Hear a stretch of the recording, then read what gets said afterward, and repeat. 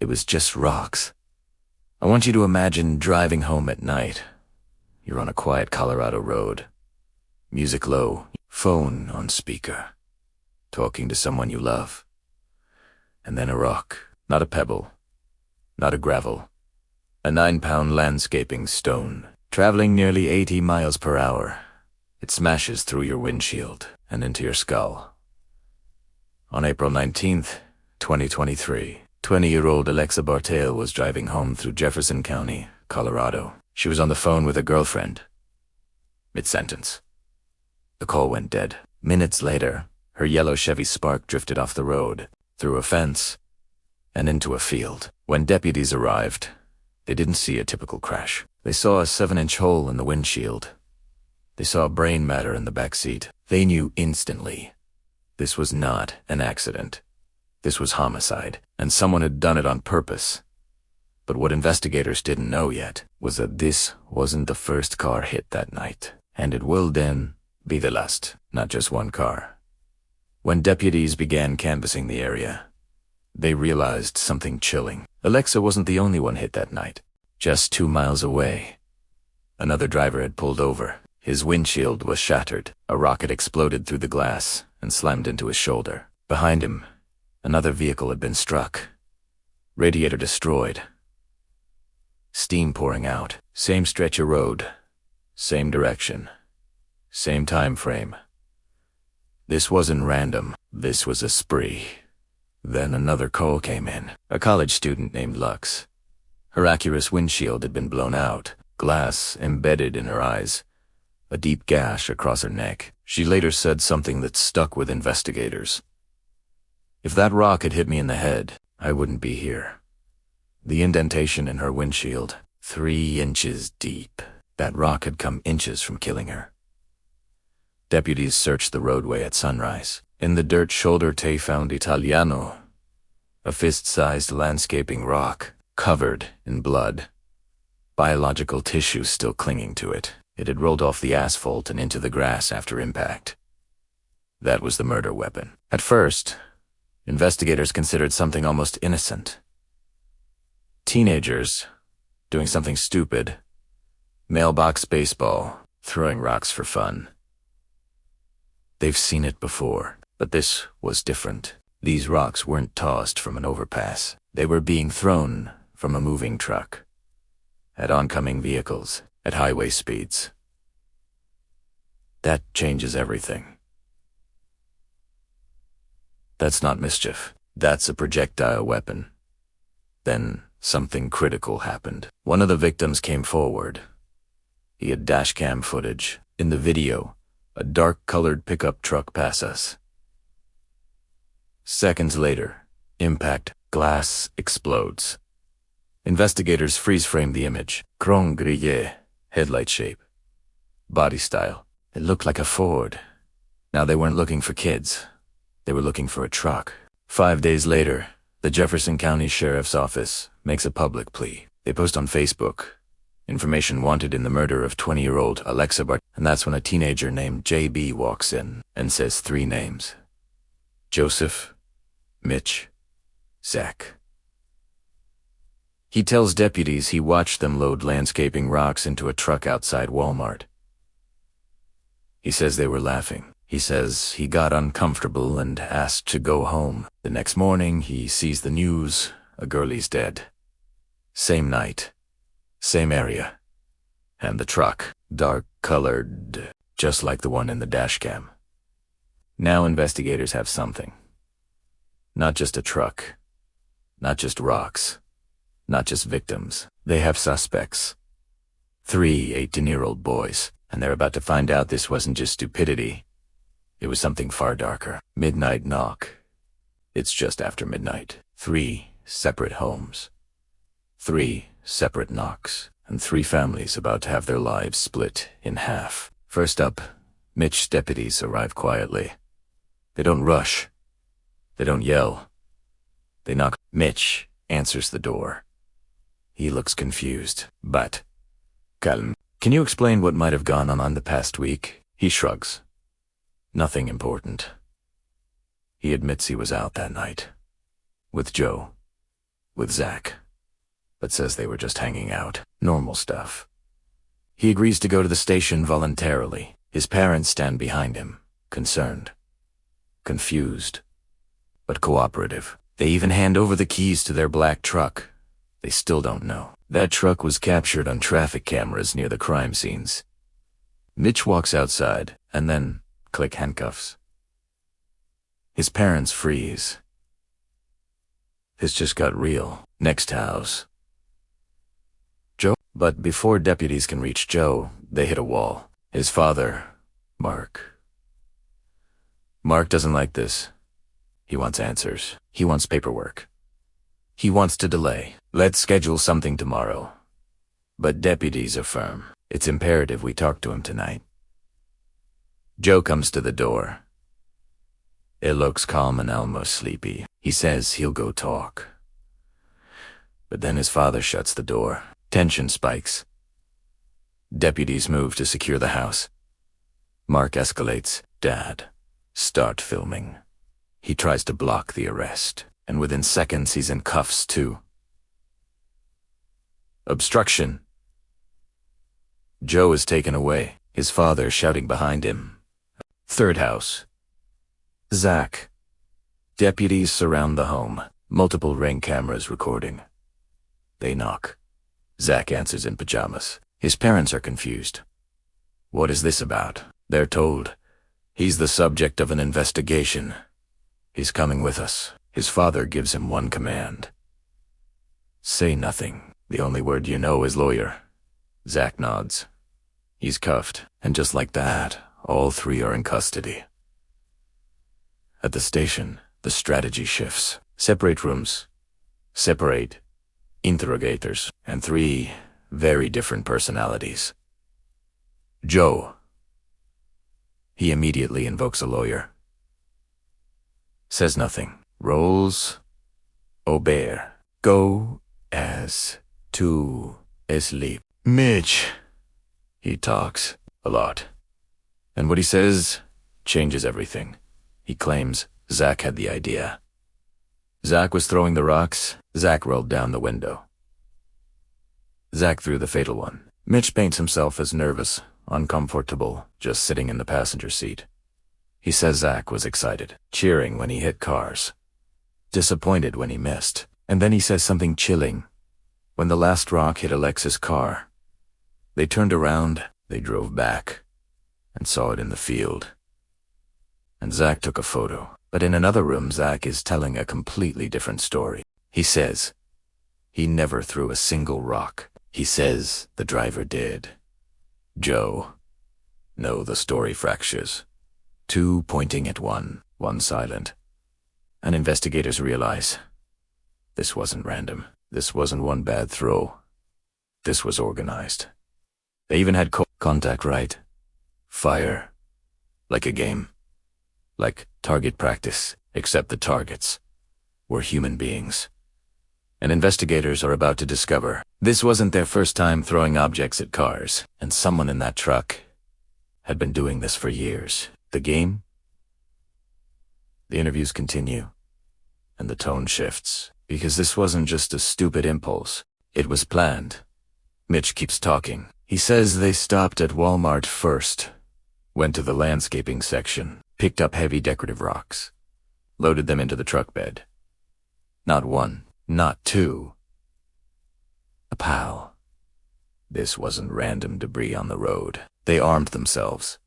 Zach, in his room, keeps denying everything. Says he was just in the back seat. Says Joe was the one throwing. And then he dropped something investigators didn't expect. He says Mitch was using marine terminology. Contact right. Fire. Like passing cars were enemy targets.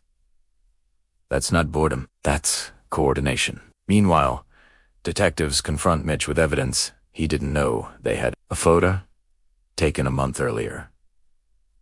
Mitch and Joe, standing in the bed of the same truck, holding a heavy stone statue head. Investigators ask, "What did you do with it?" Mitch hesitates, then admits they threw it at a car before they ever met Zach. This wasn't new behavior. This was escalation. Now the mask slips. Mitch admits. Yes, Joe had thrown things before. Yes, they'd damaged cars. Yes, they'd caused chaos. But he still insists the fatal rock was Zach. He keeps protecting Joe. Over and over, even after realizing he's facing life in prison. In Zach's room, detectives push harder. They tell him, "You've been implicated in throwing the rock that killed Alexa Bartell." Zach's face changes. By who? He doesn't deny being there. He doesn't deny the spree. He denies one thing. I didn't throw that rock. And when asked what happened after the impact, his tone is disturbingly detached. He describes the sound. Like a railgun. Like metal hitting concrete. Then says they turned around. Drove back. Saw the car in the field and kept going. No one called 911. No one stopped. No one checked if she was alive. They circled like spectators and left. Detectives tell Zach something important. First-degree murder in Colorado has a subset. Extreme indifference to human life. You don't have to intend to kill someone. You just have to act with complete disregard for whether someone lives or dies. Throwing 9-pound rocks at oncoming cars at 80 miles per hour. That qualifies. Zach goes silent. Joe remains asleep in his holding cell. Unbothered. By morning, all three are charged. First-degree murder, attempted murder, assault, reckless endangerment. Joe's mother calls from Germany. She's told her son has been arrested for murder. The call goes quiet. Then, oh God. But this story isn't finished, because months later, Mitch will change his story. Again, and this time, he won't protect Joe. He'll expose him. And what comes out in court will show that this wasn't just a reckless night. It was a pattern. A mindset. A thrill. And someone in that truck enjoyed. Italiano. Blood brothers. 9 months later, Mitch is back in an interrogation room. But this time, it's different. He has a lawyer. A plea deal is on the table. And he's ready to talk. The prosecutor lays it out clearly. In your first interview, you said Zach threw the rock that killed Alexa. Zach says Joe threw it. So, who did? There's a long pause. 9 months is a long time to sit in jail. 9 months to think. 9 months to realize the people you protected didn't protect you. And then Mitch says it. It was Joe. Suddenly, everything shifts. Mitch explains that after the murder made the news, he and Joe met up in person to get their stories straight. Joe had done research, looked up similar cases, calculated the odds. He said it was a 50/50th chance we'd get caught. 50. 50. Like it was a bet. Like it was statistics, not a human life. Mitch says Joe told him. As long as they all stuck together, as long as no one talked, they'd be fine, and Mitch believed him. At first, because Joe wasn't just a friend, he was his closest friend. But sitting in jail changes things. He realized something simple. Joe didn't care what happened to him, so why should he care what happened to Joe? In court, Mitch testifies. Under oath, he points to Joe. Says clearly, he threw the rock. The same Joe who cheered when rocks hit cars. The same Joe who laughed when they missed. The same Joe who described it like a game. Contact right. Fire Zach takes a deal too. Both Mitch and Zach plead guilty. Both agree to testify against Joe. In exchange, first-degree murder charges are dropped for them. But make no mistake, they still face decades in prison, because even if they didn't throw the fatal rock, they helped create the situation. They helped load the truck. They helped choose the targets. They circled back. They watched, and they left. At Joe's trial, the pattern becomes undeniable. Testimony reveals he'd thrown objects at cars before, damaged property before. sought chaos before. One acquaintance described him as charming, but hollow, capable of cruelty without remorse. A bully. Someone who enjoyed control. And when the jury hears the evidence, the dashcam footage, the timeline, the text messages, the shifting stories, the research into past rock-throwing murders, it doesn't take long.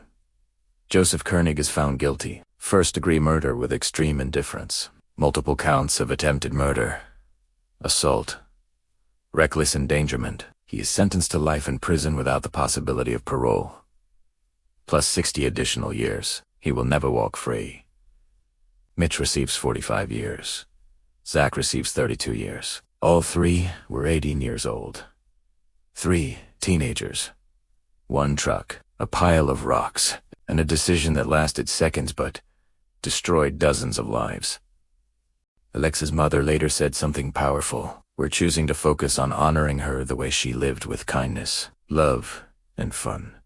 Because that's who Alexa was. Kind. Funny. Loved. Not a statistic. Not a headline. Not the girl hit by a rock. She was 20 years old, driving home, talking to someone she loved. And she never made it. What started as typical teenage boy stuff ended in a life sentence. Because when you treat human beings like targets, eventually, someone doesn't to get back up. Extreme indifference. When the verdict was read, the courtroom didn't explode. He'd it. Because the phrase that defined this entire case wasn't rage. It wasn't revenge. It wasn't even intent. It was something colder. Extreme indifference to human life. That legal phrase means something very specific. It means you didn't care whether someone lived or died. You acted anyway. And that's what sealed Joseph Koenig's fate. At trial, prosecutors didn't have to prove Joe woke up that morning wanting to kill someone. They only had to prove this. Throwing 9-pound rocks at oncoming vehicles, traveling at highway speeds, is the kind of act where deaths is not just possible, it's predictable. The jury agreed. Joe was sentenced to life without parole. He will die in prison. As for the others, Nicolas Karoshik received 45 years. Zachary Kwok received 32 years. They'll grow old behind bars. Because even if they didn't throw the fatal rock, they participated. They loaded the weapons. They encouraged it. They circled back to look. They treated it like a spectacle. But here's the part that's hardest to process. None of them stopped. Not after the first windshield shattered. Not after the first victim bled. Not after seeing Alexa's car in a field. They went back multiple times. Like they wanted to admire the damage. One of them even said, "Blood brothers." Now that's not panic, that's bonding. Over violence. Psychologists later described the behavior as thrill-based escalation. It started with parked cars, then moving cars, then faster roads, then heavier rocks. It was no longer boredom. It was adrenaline, and adrenaline doesn't ask questions about consequences. Until it's too late. Meanwhile, Alexa's family was left with something permanent. A hole at the dinner table, a silent phone, a future that never happened. Her mother, Kelly, chose something extraordinary. Instead of letting rage consume her, she focused on honoring her daughter's life, raising funds, supporting causes Alexa loved, refusing to let her be remembered only for how she died. Because, here's the truth. Dee's case wasn't about rocks. It wasn't about a truck. It wasn't about teenage stupidity. It was about choice. Every single time the truck slowed down. Every single time someone said fire. Every single time they circled back. They had another opportunity to stop, and they didn't. One decision lasts seconds. The consequences last lifetimes. Alexa Bartell was 20 years old, driving home, talking to someone she loved. That moment should have been ordinary. Instead, it became permanent. Circling back after the rock shattered Alexa's windshield. After the impact. After her car drifted into the field. They didn't keep driving. They slowed down, and they turned around. That's the part that changes everything. Because panic keeps going. Shock freezes, but curiosity Curiosity circles back. They drove past the crash site once. The car was already off the road. Dark. Still. Then they turned around again. Slower this time, 50 miles per hour. And one of them lifted a phone, took a picture, not to call for help, not to document an accident, but as a proof. As souvenir. In later interviews, one of them would describe the sound of the impact, like a railgun, like metal hitting concrete. There was no screaming, no, oh my God, no one shouting to call 911. Instead, someone said, "Blood brothers, now." That phrase would haunt investigators, because that's bonding over shared violence. And while Alexa's girlfriend kept calling her phone, while her family had no idea something was wrong, 3 teenagers drove home, parked the truck, and went to sleep. They didn't know yet that deputies had already found the rock. They didn't know yet that dashcam footage existed. They didn't know yet that one of their own friends was about to talk. But they knew something else. They knew someone had been hit, and they chose silence. This wasn't an accident. This was extreme indifference, and investigators are about to prove that someone in that truck wasn't just participating. He was leading. The leader, by now, investigators had 3 stories, 3 versions of the same night, and all of them pointed in different directions. Mitch blamed Zach. Zach blamed Joe. Joe said nothing, but silence doesn't stop evidence. Detectives began digging into Joe's past, and what they found wasn't comforting. This wasn't the first time objects had been thrown from that truck. A month earlier, Mitch and Joe had taken a heavy concrete statue head and hurled it from the bed of the same vehicle. No Zach. No peer pressure. Just the 2 of them. It smashed into the road. They drove away, laughing. Former classmates described Joe the same way. Charming on the surface, cold underneath. A bully. Someone who liked control. Someone who liked chaos. He'd thrown rocks at houses under construction, damaged property for fun. And when asked why, one person recalled his answer: to cause chaos. That word keeps coming back. Chaos. Investigators revisited the timeline of that night. Walmart parking lot. Landscaping rocks loaded into the truck. Not 1, not 2, a collection. Then they headed toward Highway 93 that first parked cars, then moving cars, then faster roads, then heavier rocks. Escalation. Every successful hit fueled the next one. Every miss made them try harder, and witnesses described one of them cheering the loudest, encouraging it, calling out targets. That same voice had reportedly said, "Contact right. Fire."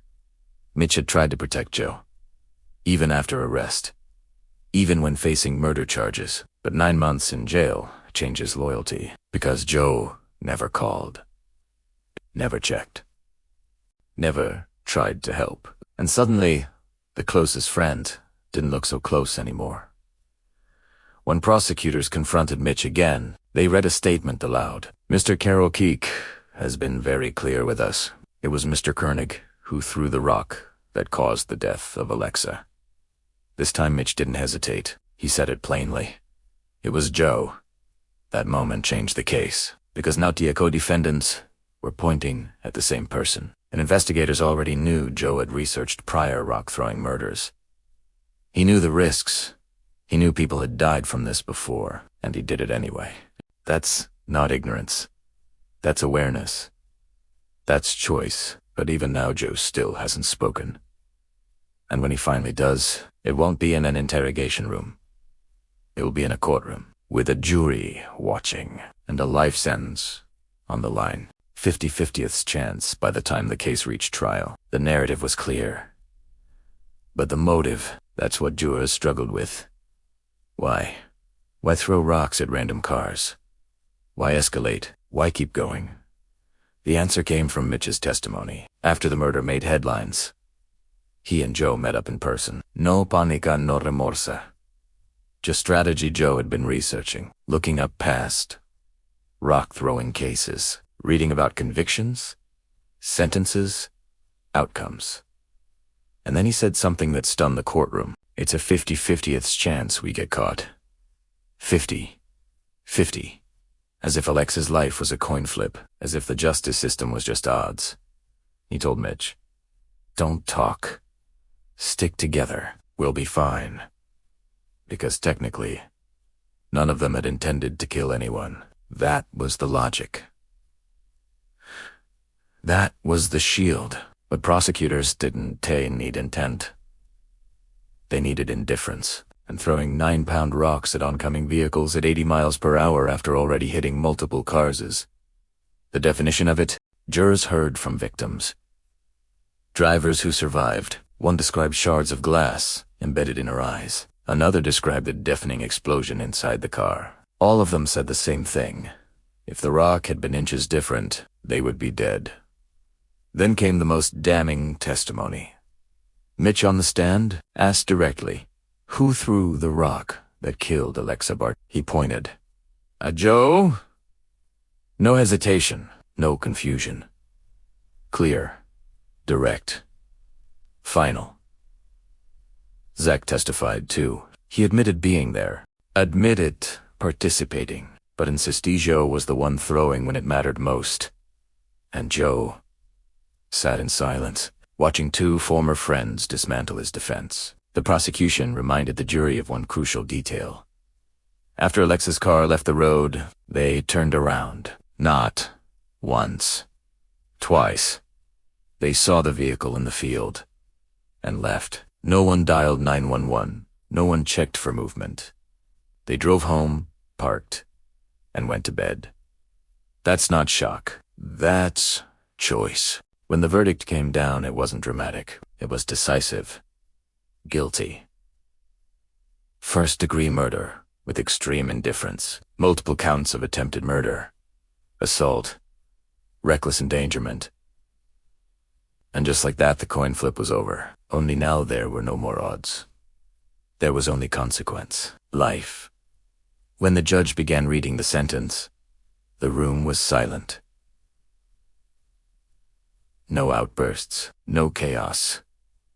Just wait, because this wasn't just about punishment anymore. It was about permanence. Joseph Kerner guilty of first-degree murder with extreme indifference. Guilty of multiple counts of attempted murder. Guilty of assault. Guilty of reckless endangerment. Sentence. Life in prison without the possibility of parole, plus 60 additional years. He will never walk free. Not at 40, not at 60, not ever. Then came the others. Nicholas Karelchik, minus 45 years in prison. Zachary Quack, minus 32 years. Oldtree were 18 years old that night. Legally adults. Old enough to vote. Old enough to enlist. Old enough to understand that throwing a rock at a moving car could kill someone. During sentencing, Alexa's family spoke. They didn't scream. They didn't threaten. They spoke about who she was. Kind. Funny. Adventurous. Loyal. Her mother described the silence in her house now.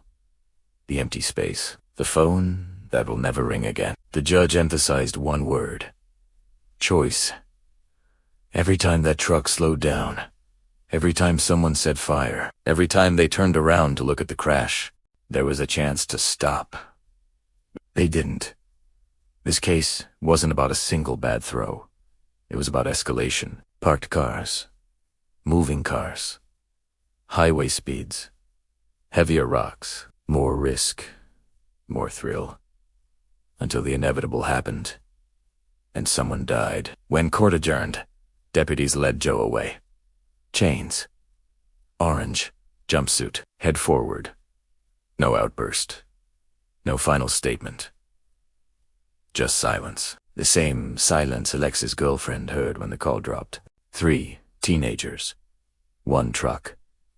A pile of landscaping rocks. And a decision that lasted seconds but rewrote the rest of their lives. And ended hers. The ripple effect when a life sentence is handed down. The headlines move on, but the damage doesn't. It spreads. Quietly, for Alexa's family, there is no after. There is only before and everything that followed, before April 19th. Before the phone call ended, before the knock at the door, her mother, Kelly, would later say something simple but powerful. We don't want her to be remembered for how she died. We want her remembered for how she lived. So they started honoring her. Fundraisers, community events, supporting causes she loved. Turning grief into motion, because standing still hurts too much. For the surviving victims, there's something else. Driving at night feels different now. A passing truck feels different. A dark stretch of highway feels different. One survivor described continuing down that road with glass in her eyes, wind howling through the broken windshield, trying to stay steady, trying not to panic, and realizing later she was inches from death. That changes a person. For the 3 young men in prison, there are no highways anymore, no late-night drives, no contact right, just concrete, metal, routine. Joseph Koenig will spend the rest of his life inside a system that does not forget. Nicholas Karolchik and Zachary Quack will count decades. They were 18.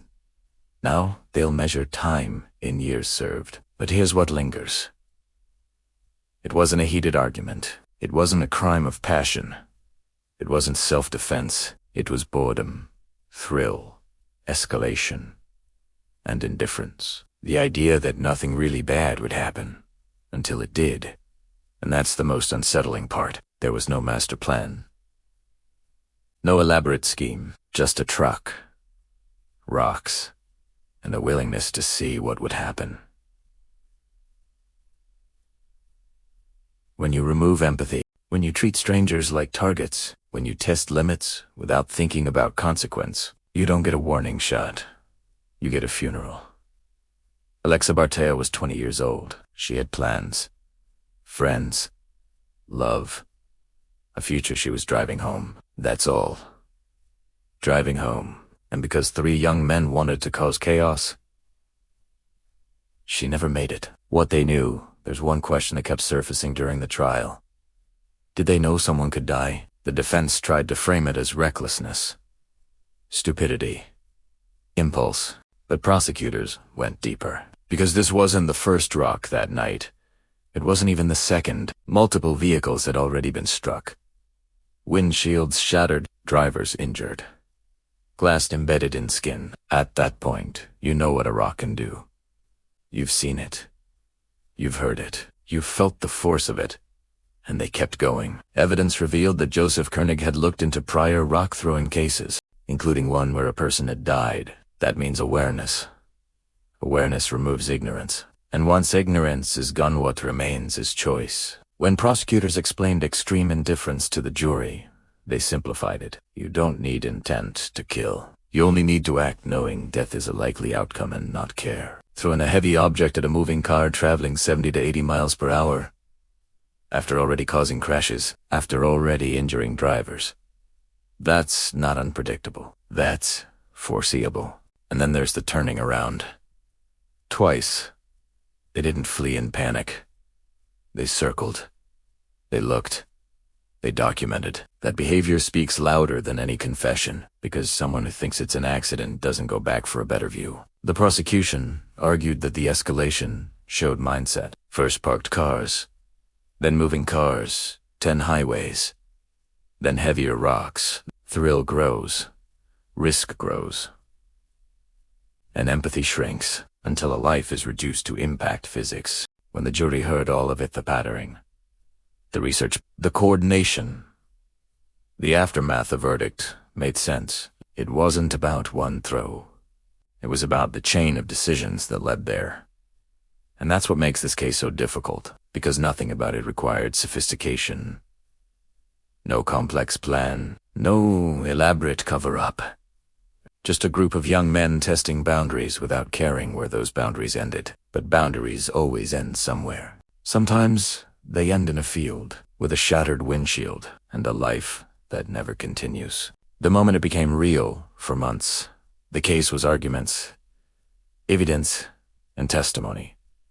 Legal language. But for Alexa's family, there was one moment that made it real.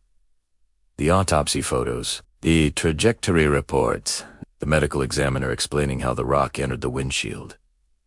And what happened next? It wasn't instant, like the movies. It was violent, catastrophic, unavoidable. The rock didn't just crack glass.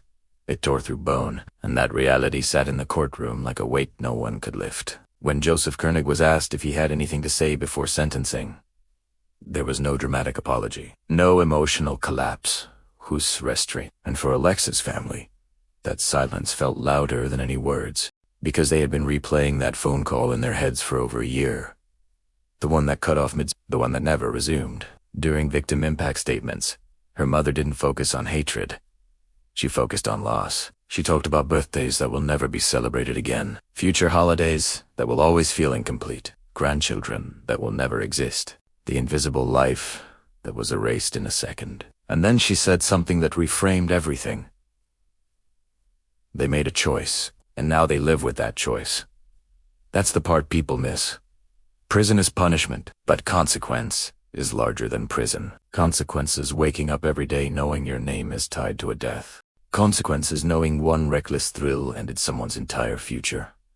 Consequence doesn't expire. For Nicholas Carl Cheek and Zachary Quack, the plea deal spared them life sentences, but they will still spend decades behind bars. They will age inside. Miss milestones, watch the outside world change through prison walls, because participation matters. Encouragement matters. Silence matters. And that's what this case ultimately proved. You don't have to throw the fatal object to be responsible. You only have to help create the moment. Alexa was 20. She had plans for the next weekend, for the next year, for the next decade, and all of it stopped on a dark stretch of road because 3 young men treated passing headlights like a game. And in that split second, the game ended, but the consequences didn't. What stays behind long after the sentencing, long after the headlines faded, something still remained. Fear. Drivers along Highway 93 admitted they thought about it. Every time a truck passed in the opposite direction, every time something moved in the darkness. Because what makes this case terrifying is how ordinary it started. No robbery, no argument, no confrontation, just headlights passing in the night. And then impact. Investigators later said something that stayed with them. If the rock had been inches lower, it might have hit the steering wheel.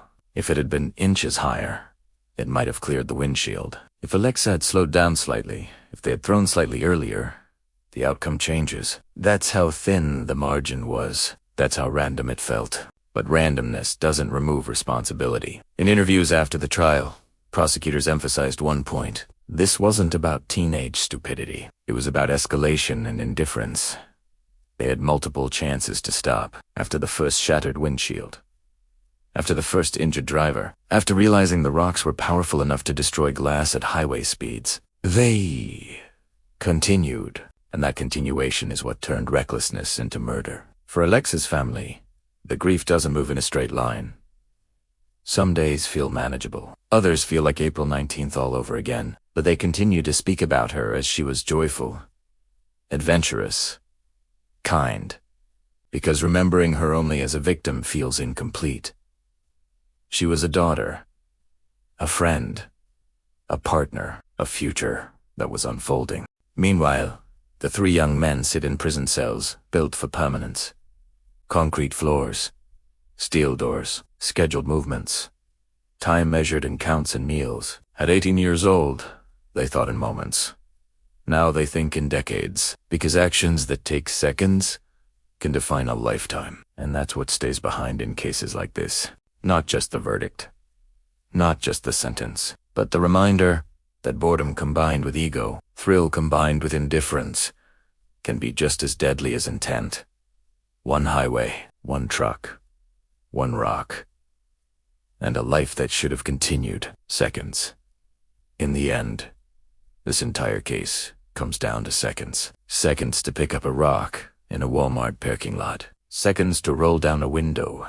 Seconds to say fire. Seconds to release your hand. Seconds to turn around and look. And seconds for a life to end. Alexa Bartell never saw it coming. She wasn't speeding. She wasn't distracted. She wasn't in the wrong place. She was driving home, on the phone, laughing, living, and then silence. For Joseph Koenig, those seconds now stretch across a lifetime. Life without parole.